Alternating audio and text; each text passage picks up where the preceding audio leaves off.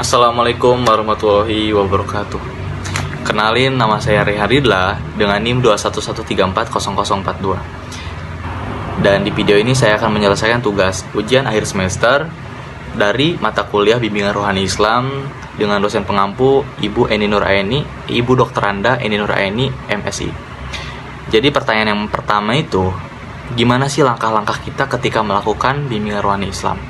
Yang pertama pastinya kita harus analisis dulu nih, klien kita ini seperti apa, latar belakangnya apa, masalahnya apa, dan apa yang dibutuhkan oleh klien. Lalu yang kedua, kita bisa menyusun programnya. Dengan menyusun programnya ini, apa yang akan kita lakukan jadi tersusun gitu.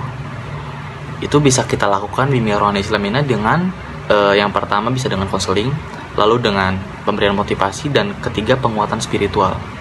Lalu langkah berikutnya, kita bisa melakukan Bimbingan Rohani Islam ini. Kita bisa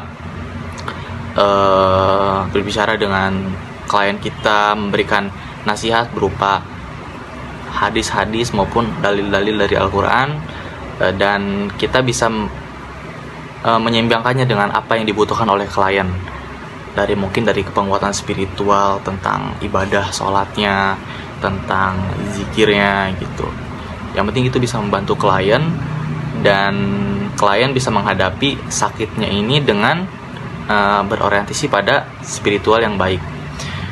Lalu yang pertanyaan kedua yaitu tentang manfaat dari Bimbingan Rohani Islam yang dilakukan di kelas.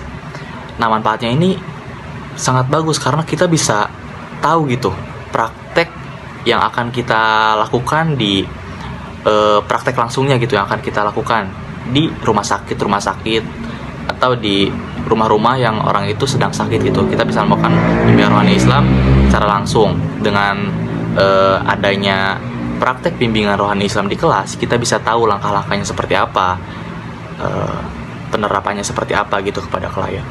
Lalu pertanyaan yang ketiga itu adalah bagaimana menurut analisis saudara dalam kegiatan tersebut?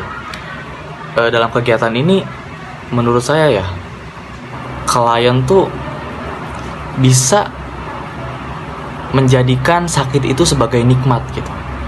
Dengan adanya Bimbingan Rohani Islam ya, klien ini bisa menjadikan sakit itu sebagai nikmat, dan itu anugerah dari Tuhan gitu, dan meyakini bahwa itu sakit itu berasal dari Allah Subhanahu wa Ta'ala.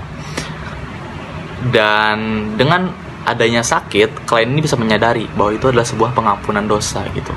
Karena apa isi dari yang diberikan dari Bimbingan Rohani Islam itu tentang mengenai penguatan spiritual kan tadi, tentang dalil-dalil dan hadis-hadis yang diberikan.